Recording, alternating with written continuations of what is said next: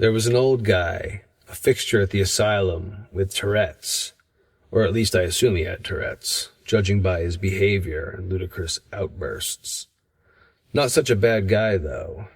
He would flag me down while riding my moped around Overbrook, where I would sometimes go after cruising Essex Mountain Sanatorium, through switchbacks of Sanitarium Road to Overbrook, where the main wards were still open and occupied with patients, outside in slippers, shuffling and smoking on sunny days around the campus.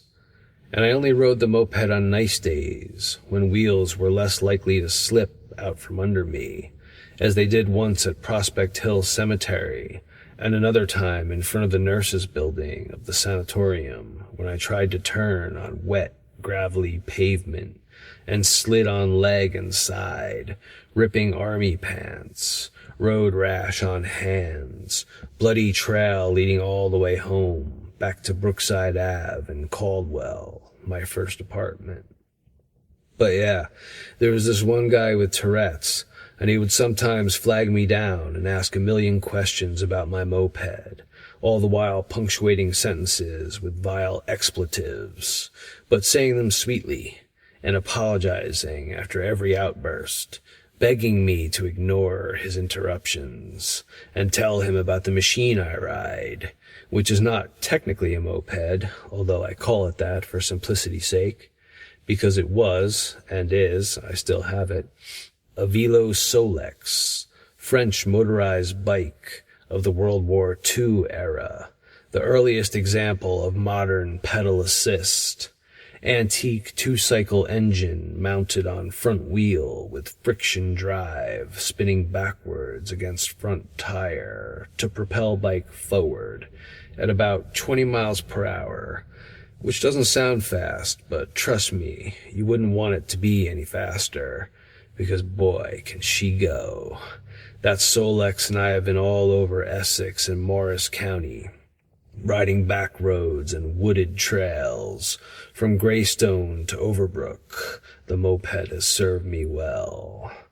One time, coming out of Prospect Hill Cemetery in Caldwell, which is a fantastic place to ride a Velo Solex, with its tight, windy graveyard paths and curves that give the illusion of greater speed, a guy on a huge Harley motored up next to me on Westville Ave, the roar of his engine drowning my two-stroke putter.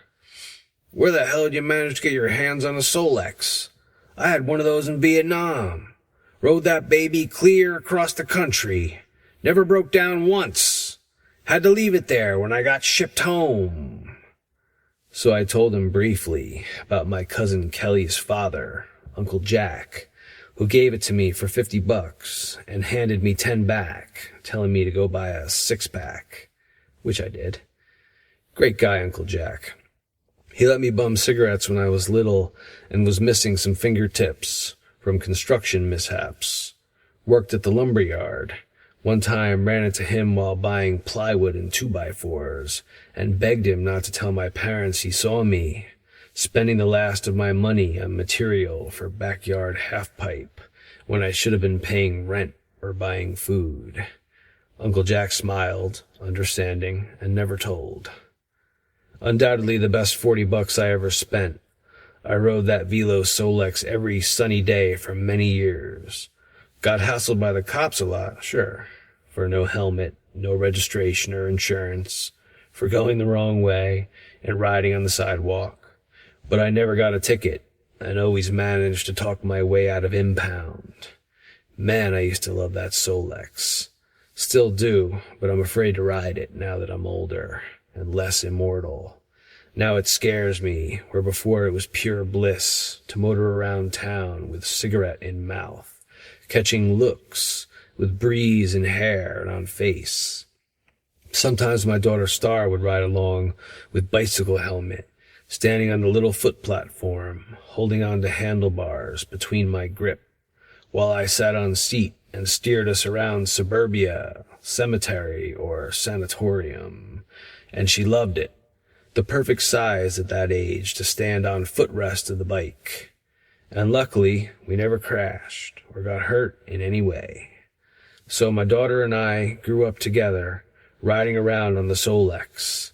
And out of all the amazing places in New Jersey that I have covered on my moped, Overbrook was my favorite ride because I never knew what type of weird interaction I might have with a patient, and I always looked out for the Tourette's guy, hoping to learn some new curse words or obscene phrases that I could use along the way on my Solex wanderings.